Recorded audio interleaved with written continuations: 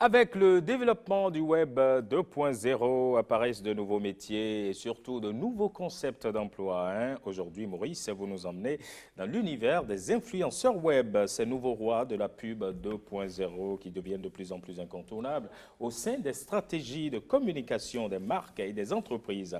Mais, mon cher Maurice, qui Oui. considère-t-on en réalité comme influenceur ou influenceuse à l'heure du Web 2.0? Alors, vous savez, je vous posais là une très belle question, une question à la fois intéressante et difficile. Il est intéressant de savoir qui peut-on considérer aujourd'hui comme influenceur parce que effectivement le concept est partout, le mot on l'entend un peu partout dans notre quotidien, ils font partie de notre quotidien.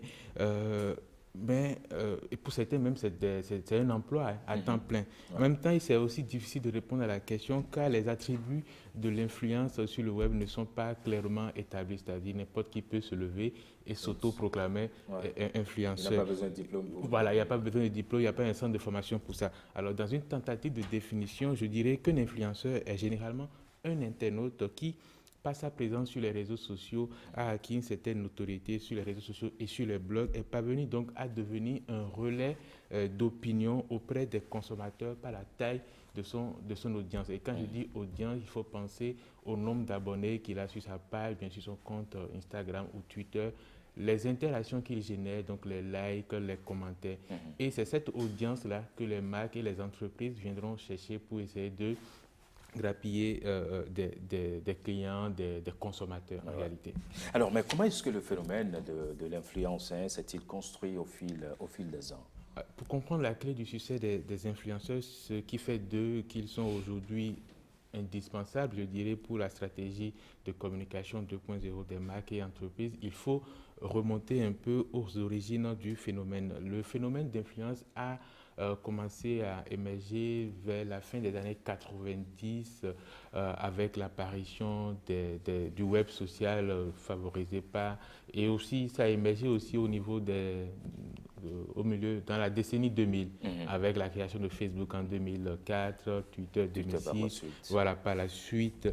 Alors, les gens ont commencé à réagir sur les réseaux sociaux. Certaines personnes sont devenues des leaders d'opinion capables d'affecter les comportements d'achat à travers différents canaux digitaux. Alors, les marques les considèrent comme des influenceurs, donc ils vont les approcher pour les utiliser comme des leviers indispensables pour la promotion de leurs produits et services. Le phénomène s'est assez vite développé et comme je le dis, pour certains aujourd'hui, c'est devenu un emploi à temps plein. On distingue plusieurs types d'influenceurs. Il y a les célébrités, Ouais. Cristiano Ronaldo, Jimon Oussou, etc.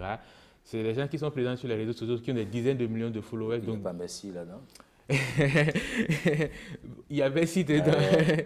il y a naturellement Messi dedans. Donc, il y a ces célébrités-là qui naturellement sont des influenceurs à fort potentiel parce que quand vous avez 40 millions de personnes qui vous suivent, lorsque vous partagez un produit nécessairement, vos followers voient et puis ça devient, voilà, c'est comme une recommandation, une injonction d'achat. Et pour vous donner un chiffre, on estime à peu près que pour une publication sur son compte Instagram, Neymar gagne jusqu'à 400 000 euros.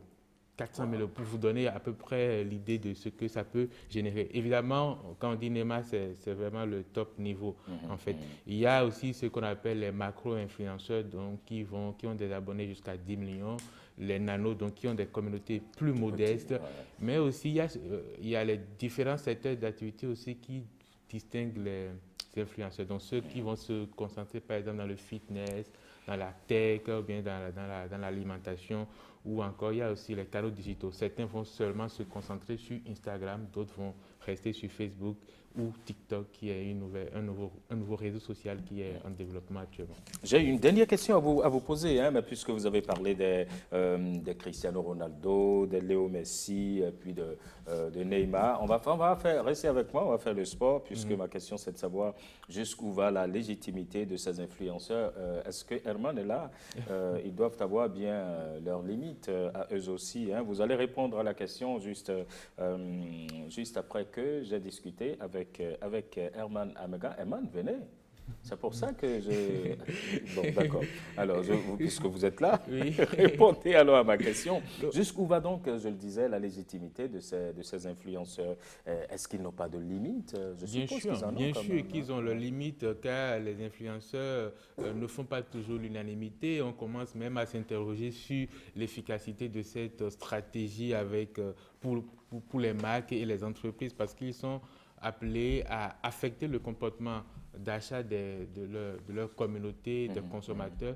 Les influenceurs ne sont pas toujours authentiques, ils ne sont pas toujours sincères. Il y en a Ouais. même qui utilisent la stratégie de victimisation toujours pour faire le buzz. Donc, récemment, on a entendu l'histoire d'une influenceuse qui se présentait sur les réseaux sociaux comme végétarienne, mais qui mange de la viande en cachette, vous voyez. Elle s'est fait surprendre. Oui, il y a une Oh là autre là là. qui a annoncé qu'elle a été testée positive au coronavirus juste Alors pour que susciter la sympathie, pour rester à la marge, ces gens etc. ne sont pas sérieux. Donc voilà, il y a ce buzz-là. Il y a même, finalement, on se rend compte que toutes ces belles images, toutes ces annonces qu'on nous fait sur les réseaux sociaux, ça fait partie d'une sorte de grande illusion au point où aujourd'hui, en tout cas au Bénin, pour ce que j'entends, ce que je vois, être traité d'influenceur peut avoir même une connotation péjorative. Donc, si je dis tu es influenceur maintenant, ça peut être moqueur, vous voyez. C'est sûr. Voilà. De toutes les façons, venant de moi. Oui, oui, bien sûr, bien sûr, Allez. bien sûr. Si Bon. je vous présente comme influenceur, bon, Ouais. c'est que les Je Eman, n'influence personne sur les réseaux sociaux, hein. Peut-être, Herman, ça va?